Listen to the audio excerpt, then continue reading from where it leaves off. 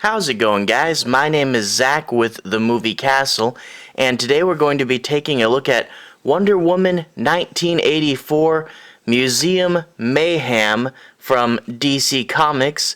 This is an exclusive movie tie-in to the Wonder Woman 1984 movie. Now, this thing, it originally came out a few months before Wonder Woman 1984 came out. As you guys know, that movie had massive delays in its release due to the global pandemic and whatnot. So this book came out a few months before the movie would actually come out, and I thought, well, I should save it and read it right before the movie comes out, right? Well, then, quite unfortunately, I forgot about the comic. I saw the movie, and some time passed, and I saw this sitting there. I'm like, oh, I should probably read that. So that's why this has been a while coming. This seems to be about as long as a normal comic, priced at $3.99. So it's not super thick like a lot of the other DC stuff I've covered with the one-shot specials and stuff. And also something worth noting: this is called Museum Mayhem. It's a collection of two stories. One of the stories is called Museum Madness, not Mayhem, but Museum Madness there, and you can look at the credits if you want. It's on the last page of the story, and I'm not trying to spoil anything, so that's why you get the weird crop there. But that's your first story, the longer one that's most of the book. But the last few pages are a different story called Wolf Cubs, which is actually unrelated to anything. So, Wolf Cubs and Museum Madness collected in a book called Museum Mayhem. That's kind of weird. Anyway, without further ado, let's just jump right in. Now, we're going to talk about the plot, and I'm going to show you a bit of the interior artwork, but no major spoilers. But that being said, I do want to say my piece on a few plot points, and I want you guys to have a basic understanding as to what this book's about. But that being said, there's not really super many major twists or turns in the story, so not really much to spoil. We open up with Wonder Woman. She's working at her museum, as seen in the movie, and she is talking to these three kids about this Viking warrior grave that they've unearthed, and we find out that these kids have been sent to some weird museum detention. I don't really know what's going on there, but basically some bully was picking on a freshman, and they messed with his car, and now they're in museum detention? Maybe they're supposed to be helping out or cleaning it or something, but it seems like their punishment is to be given a private tour of the museum. I don't know. But then we cut over to the Jewel exhibit, and you get this little Maxwell Lord Easter egg. He's apparently contributed that gem from his collection. But you get to meet Dr. Barbara Minerva, who, is in the film as Cheetah, and you get to see her being introduced to the new place she works at, her new job, which I thought was the day in the Wonder Woman 1984 movie, but I guess she's here at an earlier date for some reason.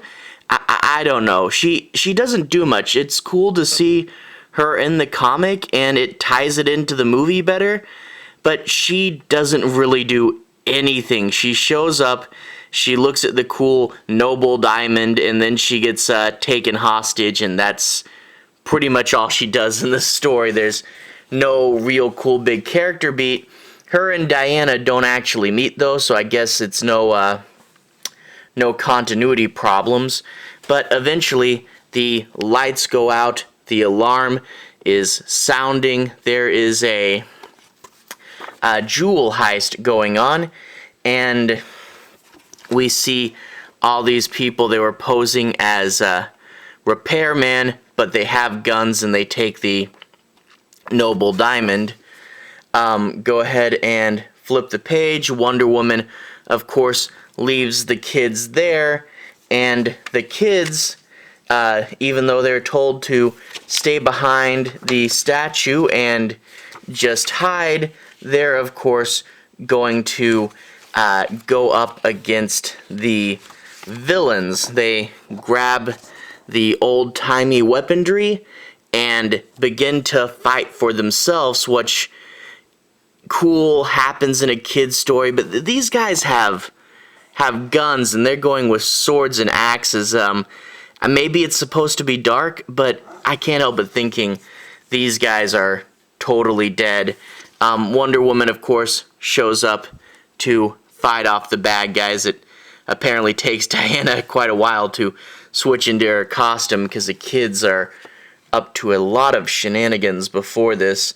They, of course, do fight a little bit, pushing over the museum props, and there's a few, museum elements in here, but overall, this is a really surprisingly just standard story.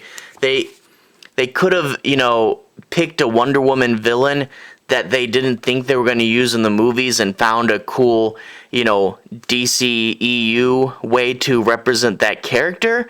But no, these are just jewel thieves. Wonder Woman at the beginning, when she's talking to the kids, is super, super preachy, like a PBS kids show special. They talked about how they were defending themselves against the bully, and in classic school fashion, they're the ones that get punished, and Wonder Woman's like, you could have talked to an adult, and I'm like, oh, gee, what is this written for kids or something? I don't know. And, you get your standard, we're, just a group of so-so kids, and we're fighting the bully, the jewel thieves now, and it's just a so-so adventure.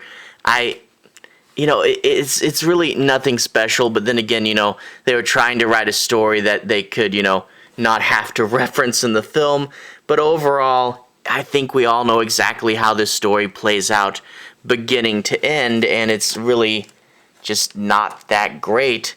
Up next, the second story, which I keep forgetting, Wolf Cubs. Up next, the second story, it begins with this super disorienting first panel. I don't really know what's going on. Like, we get these gangsters with these kids held hostage, and they're on a stage, and then Wonder Woman's down there, but she's also up here, and then these silhouette people are up here. I mean, this is like smashing multiple panels in together, plus there's a stage, and it is a very disorienting way to start off the comic. But anyway, Wonder Woman and Steve Trevor fight off these gangsters for these kids, and the gangsters, when Wonder Woman's like, okay, what's going on? They're like, oh no, we're not really gangsters. We're theater people. We're actors. We're just actors. And the kids that you saved hired us. And Wonder Woman doesn't believe that, so she reaches for her lasso of truth there and finds that the dang kids took it. So they go to where these kids hung out, and they're going to see what's up and try to get the lasso back. Kid named Jack Towers. And here we get this line from Steve Trevor there. Hey, you think anyone's ever swiped a batarang? Yes, Tim Drake did that. He learned his batarang skills before he officially became Robin. But anyway, this also sets up a very important thing to note. This is Steve Trevor referencing Batman. In the DCEU, Steve Trevor was never alive at the same time as Batman was, Plus, we can see Wonder Woman's costume being strikingly different than the Wonder Woman costume featured in the DCEU, which draws the logical conclusion that this story is not set in the DCEU, which, why is it even in this book? It has something to do with business, and the movie's about business, so I guess it's thematically tied a little bit, but it's not set in the same continuity. Anyway, here's another telling scene. They go into the building, get this really dumb sequence. They push a steel beam at Wonder Woman. She blocks it and freaking pegs this kid in the face. Bladam. And Steve goes to catch her, and they both fall in a hole and get stuck. And that's the action in this book. That is a weird and dumb sequence, but anyway, you eventually meet, what is his name, Jack Towers there, and they talk about who he is and what his plan is, and there's some interesting stuff there, and it ends up okay. This story, it's just, is not set in the same continuity. Also, Wonder Woman's kind of cranky in this book. I don't know what's up with that. And it's not super action-oriented, and it all winds up with talking to this kid and setting him straight and figuring out stuff. So, it's fine. The artwork's a little different, and it's this, fun light pop style, and it's fine, but just kind of weird and silly. So overall, you get two stories. One's not even set in the same continuity as the first. Overall, they're both fine, but not really that great. The first one is just a dumb, super predictable Wonder Woman adventure. Just a simple jewel heist, and Wonder Woman fights off the bad guys with the help of some semi-troubled kids. And then the other one is Wonder Woman getting her lasso back from a couple kids, and it's not even in the same continuity. Overall, I guess it's fine. It's only $3.99. They didn't try to charge a super big cover price, for this great movie tie-in, but overall, it's just okay. She could have done so much better, because we haven't seen too much of Wonder Woman. We've seen her in the two movies. This could have been a good chance for world building, and it's just a few simple stories, and it's fine, but I wouldn't want to pay too much more than $3.99 for it. It's okay for what it is, I guess. Anyway, I might have been a little negative on that, but I mean, it's just what it is. Anyway, if you've listened so far, thank you for watching.